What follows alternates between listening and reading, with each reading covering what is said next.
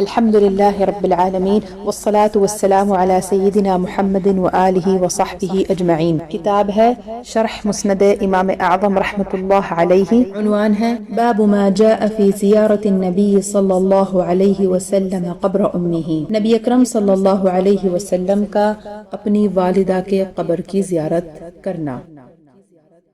حدیث نمبر 195، ابو حنیفة عن علقمة عن ابن بريدة عن أبيه قال: خرجنا مع النبي صلى الله عليه وسلم في جنازة فأتى قبر أمه فجاء وهو يبكي أشد البكاء حتى كادت نفسه أن يخرج من بين جنبيه. قال: قلنا يا رسول الله ما يبكيك؟ قال: استأذنت ربي في زيارة قبر أم محمد صلى الله عليه وسلم فأذن لي، واستأذنته في الشفاعة فأبى علي. وفي رواية قال: استأذن النبي صلى الله عليه وسلم ربه في زيارة قبر أمه فأذن له، وانطلق معه المسلمون حتى انتهوا إلى قريب من القبر، فمكث المسلمون ومضى النبي صلى الله عليه وسلم فمكث طويلا، ثم اشتد بكاؤه حتى ظننا أنه لا يسكن، فأقبل وهو يبكي، فقال له عمر: ما أبكاك يا نبي الله؟ بأبي أنت وأمي. قال: استأذنت ربي في زيارة قبر أمي فأذن لي، واستأذنته في الشفاعة فأبى، فبكيت رحمة لها، وبكى المسلمون رحمة للنبی صلی اللہ علیہ وسلم۔ حضرت ابن بریدہ رضی اللہ عنہ کے والد ماجد بیان کرتے ہیں کہ ہم نبی کریم صلی اللہ علیہ وسلم کے ساتھ ایک جنازہ کی طرف نکلے۔ آپ علیہ السلام اپنی والدہ کے قبر کے پاس آئے۔ آپ اس وقت شدت سے روئے، حتیٰ کہ محسوس ہونے لگا کہ آپ کا قلب اطہر آپ صلی اللہ علیہ وسلم کے دونوں پہلوؤں کے باہر آ جائے گا۔ ہم نے عرض کی: یا رسول اللہ، اے اللہ کے رسول صلی اللہ علیہ وسلم، آپ اتنا گریہ زاری کیوں فرماتے ہیں؟ آپ صلی اللہ علیہ وسلم نے فرمایا: میں نے اپنے رب سے محمد صلی اللہ علیہ وسلم کی ماں کے قبر کی زیارت کی اجازت طلب کی جو مجھے مل گئی، اور میں نے اللہ تعالیٰ سے شفاعت کرنے کی اجازت مانگی تو مجھے اس سے روک دیا گیا۔ ایک روایت میں ہے کہ نبی کریم صلی اللہ علیہ وسلم نے اپنے رب سے اپنی ماں کے قبر کی زیارت کی اجازت طلب کی تو آپ صلی اللہ علیہ وسلم کو اجازت مل گئی۔ آپ صلی اللہ علیہ وسلم اور آپ کے ساتھ مسلمانوں کا ایک گروہ جب قبر کے پاس پہنچے تو مسلمانوں کا وہ گروہ ایک مقام پر رک گیا۔ نبی کریم صلی اللہ علیہ وسلم قبر کے پاس گئے اور کافی دیر تک وہاں رکے رہے، حتیٰ کہ آپ صلی اللہ علیہ وسلم شدت سے روئے۔ ہمیں گمان ہونے لگا کہ آپ صلی اللہ علیہ وسلم مسلسل روئیں گے۔ پھر آپ صلی اللہ علیہ وسلم واپس تشریف لے آئے اور اس وقت بھی آپ رو رہے تھے۔ حضرت عمر رضی اللہ عنہ نے عرض کی: یا نبی اللہ، میرے ماں باپ آپ صلی اللہ علیہ وسلم پر قربان، آپ کو کس چیز نے اتنا رلایا؟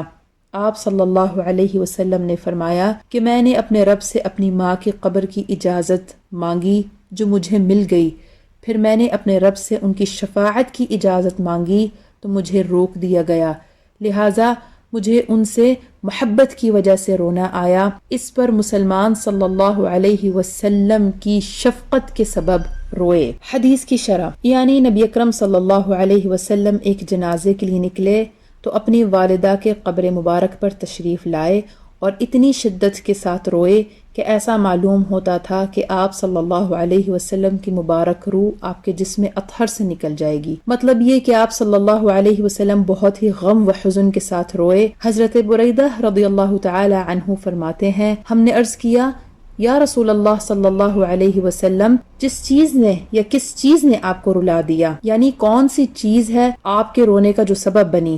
تو آپ نے فرمایا کہ میں اللہ تعالیٰ سے اپنی ماں کی قبر مبارک کی زیارت کی اجازت طلب کی تو مجھے اجازت دی گئی۔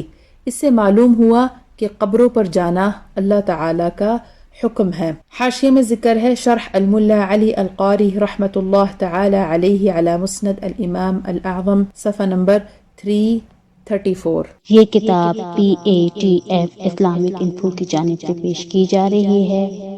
ایمان والدین مصطفیٰ صلی اللہ علیہ وسلم۔ نبی اکرم صلی اللہ علیہ وسلم کے والدین کریمین کے ایمان مبارک پر علماء 3 طریقے سے استدلال کرتے ہیں۔ نمبر 1، نبی اکرم صلی اللہ علیہ وسلم کے والدین زمانہ فطرت میں فوت ہو گئے تھے۔ یہ وہ زمانہ جس میں کوئی رسول و نبی تشریف نہ لایا گیا تھا، اس زمانے کو زمانہ فطرت کہتے ہیں، کیونکہ حضرت عیسیٰ علیہ السلام سے لے کر ہمارے نبی صلی اللہ علیہ وسلم تک کوئی پیغمبر تشریف نہیں لایا، اور قرآن مجید میں ایک اصول یہ بیان کیا گیا ہے کہ جب تک کسی قوم کی طرف کوئی پیغمبر تشریف نہ لائے، اس وقت تک اس قوم کو عذاب نہیں دیا جائے گا، تاکہ وہ قوم قیامت کے دن یہ عذر پیش نہ کر سکے کہ اللہ، اگر ہمارے پاس تیری طرف سے کوئی رسول و نبی تیری شریعت لے کر آتا تو ہم اس پر ضرور ایمان لاتے، مگر جب تو نے ہمارے پاس کوئی پیغمبر نہیں بھیجا تو عذاب کیوں اور کیسا؟ چنانچہ اللہ تعالیٰ فرماتا ہے سورہ بنی اسرائیل آیت نمبر 15، وَمَا كُنَّا مُعَذِّبِينَ حَتَّى نَبْعَثَ رَسُولًا،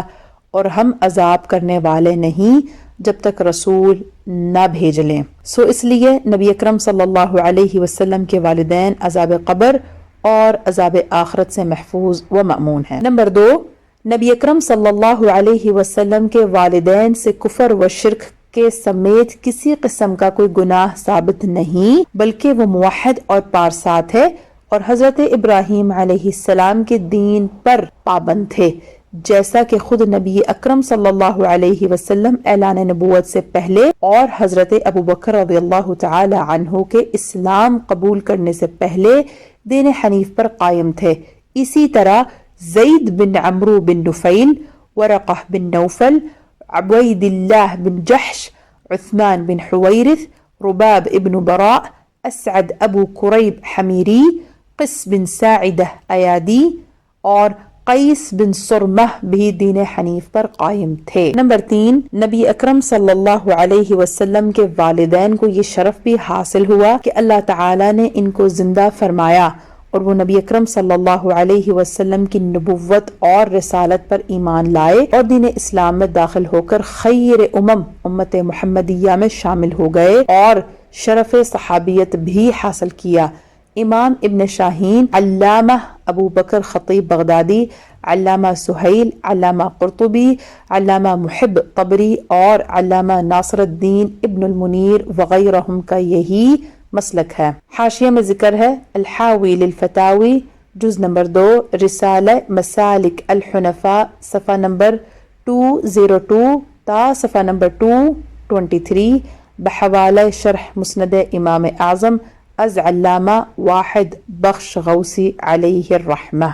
شیخ محقق دہلوی علیہ الرحمہ فرماتے ہیں کہ رسول اللہ صلی اللہ علیہ وسلم کے والدین کو زندہ کرنے کی حدیث اگرچہ فی ذاتی ہی ضعیف ہے، لیکن بعض محققین نے اس حدیث کو صحیح قرار دیا ہے کیونکہ یہ حدیث متعدد طرق سے مروی ہونے کی بنیاد پر درجہ صحت کو پہنچی ہوئی ہے، اور یہ علم متقدمین علماء پر مستور اور مخفی رہا ہے، پھر اللہ تعالی نے اس کو متأخرین پر منکشف فرمایا، اور اللہ تعالیٰ اپنے فضل سے جسے چاہتا ہے اور جس چیز کے ساتھ چاہتا ہے مخصوص فرما لیتا ہے۔ حاشیہ میں ذکر ہے اشعۃ المعاد، جلد نمبر 1، صفحہ نمبر 718، مطبوعہ مکتبہ نوریہ رضویہ سکھر، لمعات التنقیح، جلد نمبر 4، صفحہ نمبر 381، مطبوعت المعارف العلمیہ۔ قارئین کے علم کے لیے یہ بات بتا دینا چاہیے کہ ملا علی قاری رحمۃ اللہ علیہ کا